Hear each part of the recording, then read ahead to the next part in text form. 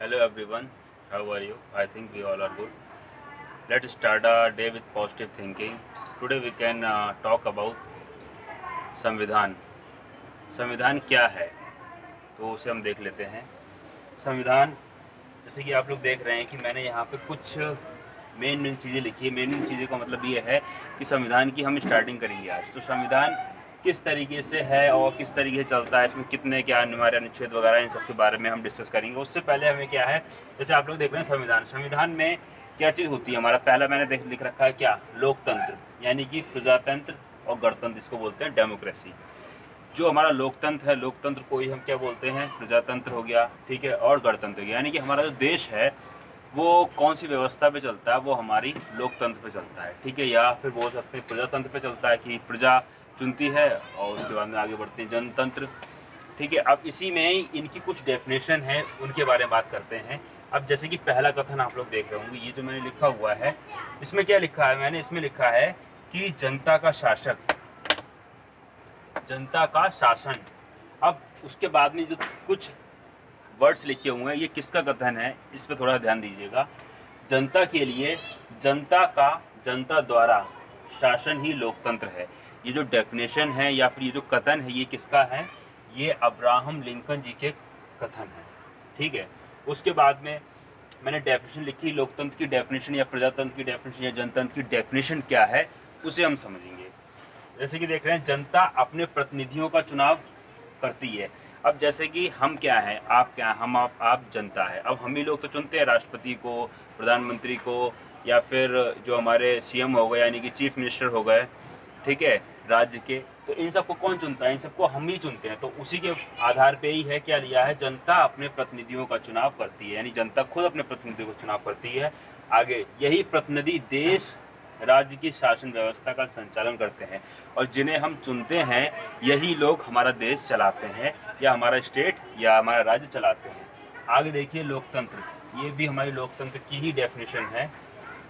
ये लोकतंत्र से तात्पर्य है, यानी कि लोकतंत्र से तात्पर्य क्या है, लोकतंत्र से तात्पर्य है कि जनता शासन से, जनता अपने प्रतिनिधियों का चुनाव करती है और वही प्रतिनिधि देश का या राज्य की शासन व्यवस्था का संचालन करते हैं. यानी कि जिन्हें हम चुनते हैं उन्हीं को, वही हमारे देश का या हमारे राज्य का संचालन करते हैं. यानी किस तरीके से हमारे देश की व्यवस्था चलेगी उसको आगे बढ़ाते हैं. इस स्लाइड को आप लोग देख लीजिएगा, ठीक है, और स्क्रीनशॉट ले लीजिए. अब जैसे ये जो लिखे हुए हैं, काफ़ी मेन जो डेफिनेशन है या फिर जो परिभाषा है वो मैंने लिखी है ताकि आप लोगों को अच्छे से समझ में आए. इसके बाद में इसे रब करके कुछ और आगे देखते हैं इसमें, ठीक है. आप लोग इसका स्क्रीनशॉट लीजिए, फिर हम आगे बढ़ते हैं. अब ये देखिए, यहाँ पे कुछ और मेन हेडलाइंस है जिन्हें हम देखेंगे.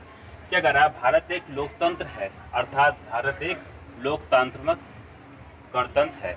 ये सारी की सारी अलग अलग डेफिनेशन है, अलग अलग तरीके से एक्सप्रेस करने का तरीका है कि किस तरीके से हमारे एग्जाम में कई बार कथन के अकॉर्डिंग भी इस तरीके से क्वेश्चन आ जाते हैं. अब आगे देखिएगा, ये वाली लाइन लिखी है, इस लाइन को थोड़ा ध्यान से पढ़िएगा. इसमें क्या कहा गया है, भारत में जनता का शासन है और देश का सर्वोच्च पद बैठने वाला व्यक्ति अर्थात राष्ट्रपति निर्वाचन या चुनाव के माध्यम से पद धारण करता है. यानी यहाँ पर जो मेरा कहने का मतलब है, आप लोगों को समझाने का मतलब यहाँ पे बस इतना सा है कि जो हमारा लोकतंत्र है, लोकतंत्र का मतलब क्या है, लोकतंत्र का मतलब ये है कि हमारे द्वारा चुना गया व्यक्ति शासन करेगा और वो हमारे लिए जो भी करेगा हमें उसकी सारी बातें मान्य होंगी, ठीक है.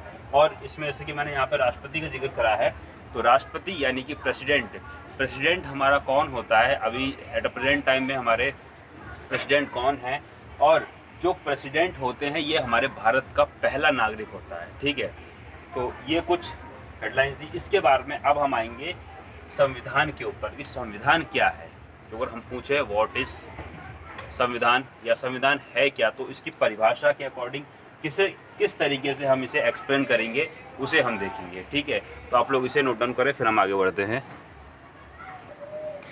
अब ये देखिए, ये बहुत ही ज़्यादा इम्पोर्टेंट है. एक और हेडलाइन मैंने लिखी है और कुछ वर्ड्स लिखे हैं या कुछ शब्द लिखे हैं जिन्हें की गहराई में जाना चाहिए थोड़ा सा, ठीक है. पहला लाइन फिर से पढ़ते हैं, क्या कहा गया है, भारत एक संपूर्ण प्रभुत्व संपन्न, कैसा है, प्रभुत्व संपन्न समाजवादी, पथ निरपेक्ष, लोकतांत्रिक गणराज्य है। ये सारी की सारी डेफिनेशन लोकतंत्र के ऊपर ही मैंने दी है, ठीक है। उसके बाद में अब हम शुरू करेंगे क्या, संविधान।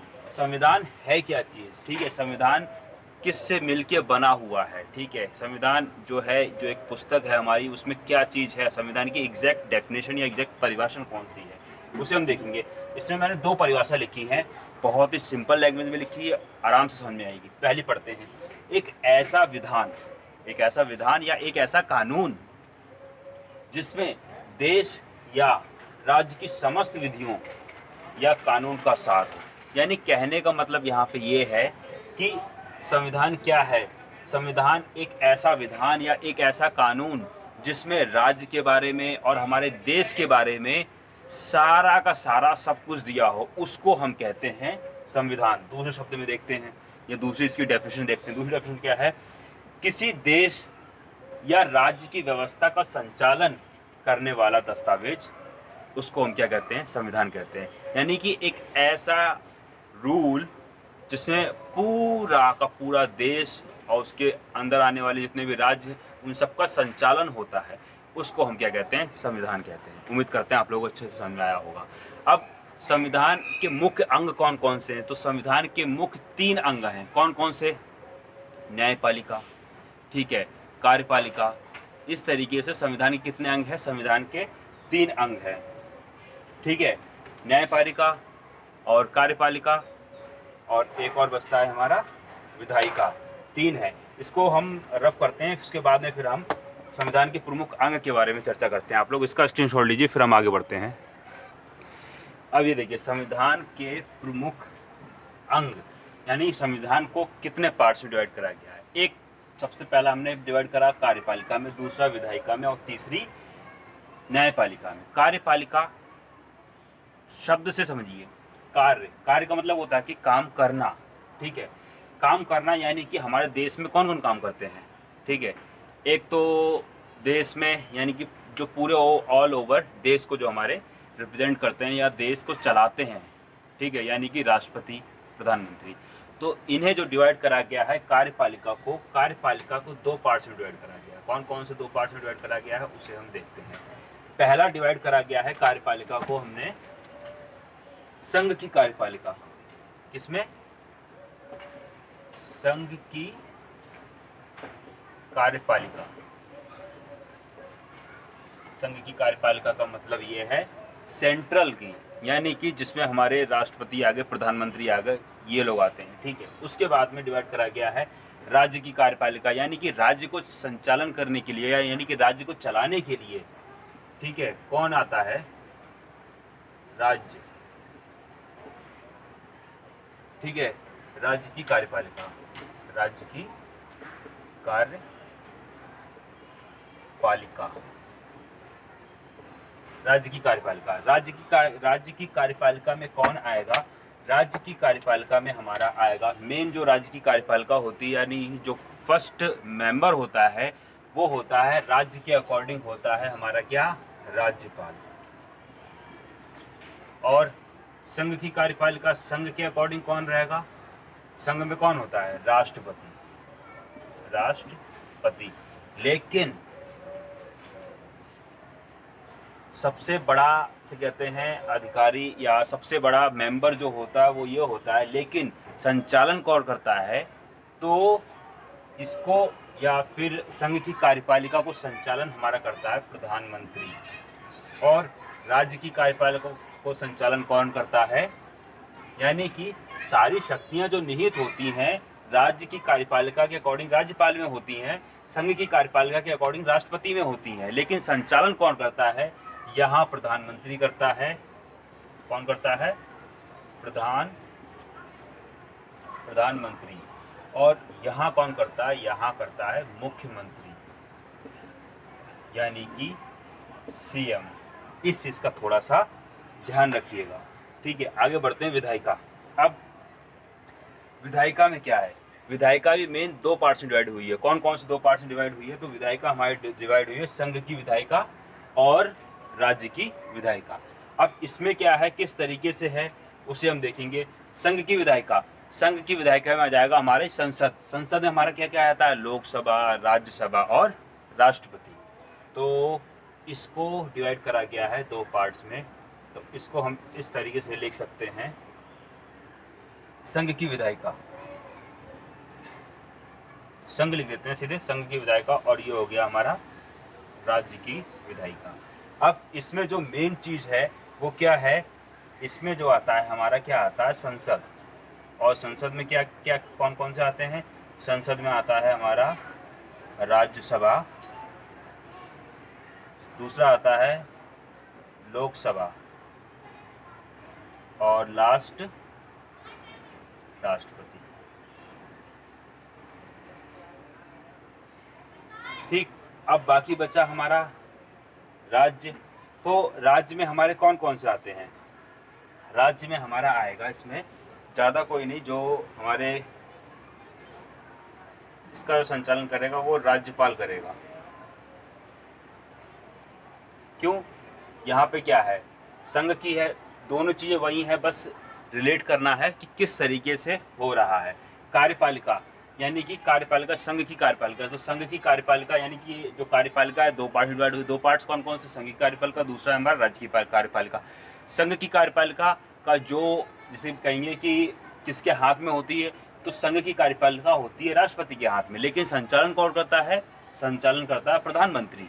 ऐसे ही राज्य की कार्यपालिका किसके हाथ में होती है, राज्यपाल के हाथ में होती है, लेकिन संचालन कौन करता है, मुख्यमंत्री, यानी चलाता कौन है, मुख्यमंत्री। ऐसे ही विधायिका, विधायिका में भी दो है, संघ की विधायिका और राज्य की विधायिका। संघ की विधायिका में कौन कौन आता है, संसद आती है। संसद में क्या क्या आता है हमारा, राज्यसभा आती है, लोकसभा आती है और राष्ट्रपति आता है। राज्य में क्या आएगा, राज्य में हमारा राज्यपाल आएगा, यानी कि राज्यपाल के अकॉर्डिंग। अब इसी में क्या होगा, जो हमारी विधानसभा है और विधान परिषद, जैसे जहाँ विधानसभा है वहाँ विधानसभा चलेगी, और कुछ राज्यों में विधान परिषद भी है तो वहाँ पे विधान परिषद चलेगी। तो यहाँ पे ये दो पार्ट्स में इस तरीके, यानी कि इसमें ये सब आते हैं। अब बचा हमारा लास्ट वन, न्यायपालिका। न्यायपालिका, न्याय, जो हमारी सुप्रीम कोर्ट है, ठीक है, यानी उच्चतम न्यायालय। उसके बाद में आता है हाई कोर्ट, ठीक है, उच्चतम न्यायालय, उच्च न्यायालय। इस तरीके के जो न्यायालय हैं ये इनमें है डिवाइड करा गया है। इन्हें कितने पार्ट्स में डिवाइड करा गया है, इन्हें 3 पार्ट्स में डिवाइड करा गया है। कौन कौन से 3 पार्ट्स में डिवाइड करा गया है उसे हम देखेंगे। नंबर 1, पहला जो डिवाइड करा है,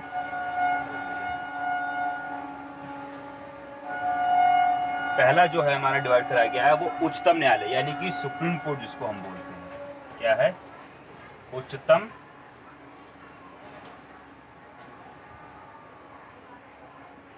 न्यायालय, सुप्रीम कोर्ट। सेकंड कौन सा आएगा, उच्चतम न्यायालय के बाद में, यानी कि सुप्रीम कोर्ट का क्या आता है हमारा, हाई कोर्ट आता है, ठीक है, जिसको हम बोलते हैं उच्च न्यायालय। क्या, उच्च न्यायालय, उच्च न्यायालय। उसके बाद में लास्ट वन बचा है क्या, सत्र न्यायालय।